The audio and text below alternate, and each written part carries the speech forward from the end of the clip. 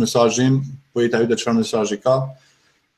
Duhet të falenderojmë të gjithë ndjekësit, gjithë shoqëruesit, gjithë ata që na mbështeten. Nëse më lejon, unë kam dëshirë që ta hapi emisionin me një citat nga një libër I profesorit tim të Princeton University që quhet Dr. Cornel West. Kemi folur për Dr. Cornel West në temën jeta kujt je duke shërbyer para 2-3 emisionesh, nëse ma mend. Demokracia është akoma e rëndësishme, ka qenë libri I tij. Nga I libri unë do hapi tani hapin e radios, ku ai thot në atë libër, Democracy Matters, Dr. Cornel West, thot që unë jam kush jam, sepse dikush u kujdes për mua. Unë jam kush jam, sepse dikush më deshti mua. Dikush nuk më praktik si mua. Dikush nuk u dorëzua me mua, edhe pasi unë gabova, edhe pasi unë rrëzova, edhe pasi unë dështova.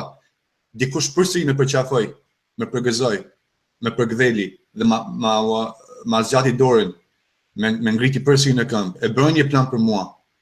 Pra, unë jam kush jam sot, sepse dikush u kujdes për mua, dikush më deshti mua, dikush nuk më praktik si mua. Pra, kjo ishte hapja temës. Besoj që e kupton mesazhin e thellë, që është mesazhi I dashurisë në çdo kush. Duke mos I ikur absolutisht thënies së tij, dua tekstualisht ta lexoj në përkthimin e Mullah Sherif Ahmetit, atë që ju e thatë më herët. Është një thënie e hatashme, do thotë që shumë mirë thot pra Zoti në surën Duha. Bismillahirrahmanirrahim, thot wad-duha wal-layli idha saja. Pasha paraditën, pasha natën kur shtrin errësirën, Zoti yt as nuk të ka lënë, as nuk të ka braktisur. Pra nuk të ka përbuzur. Dhe se bota ardhshme është shumë më e mirë për ty se e para. E Zoti yt do të jep ty e ti do të kënaqesh.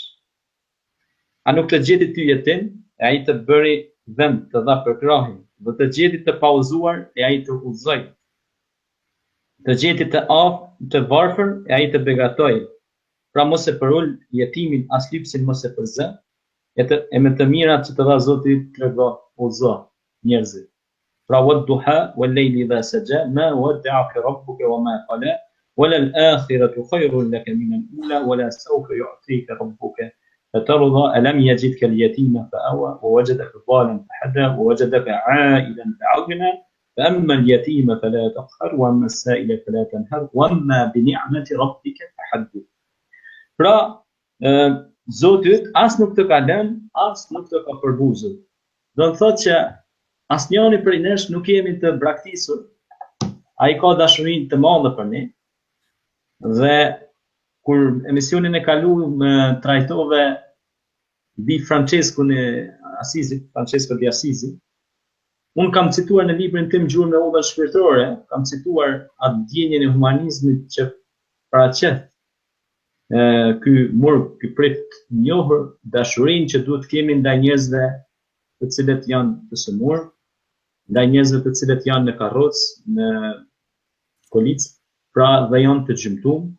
Duhet edhe ata të respektojmë, të japim edhe atyre buzëqeshje, por edhe ndaj fëmijëve të cilët janë në autizëm, të cilët Allahu I ka privuar me ndonjë smundje të saktuar, duhet t'ju japim edhe atyre respektin, sepse edhe ato janë sprovat e Zotit, dhe Zoti I sprovon njerëzit. Prandaj ne I përshëndesim të gjithë fëmijët e sëmurë, të gjithë të sëmurit të cilët janë nëpër spitale, si thot Zoti në Kur'an, wa idha maritu fa huwa yashfin.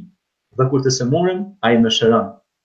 Dhe duhet dal pikërisht te mesazhi I Nën Terezës, e cila gjithë jetën ja kushtoi të sëmurëve në Indi, në përbot, në viset ballkanike e kështu me radhë, e cila ja kushtoi jetën pra humanizmit, veprave bamirëse dhe e bëri këtë do të thotë me kënaqësinë e saj më të madhe.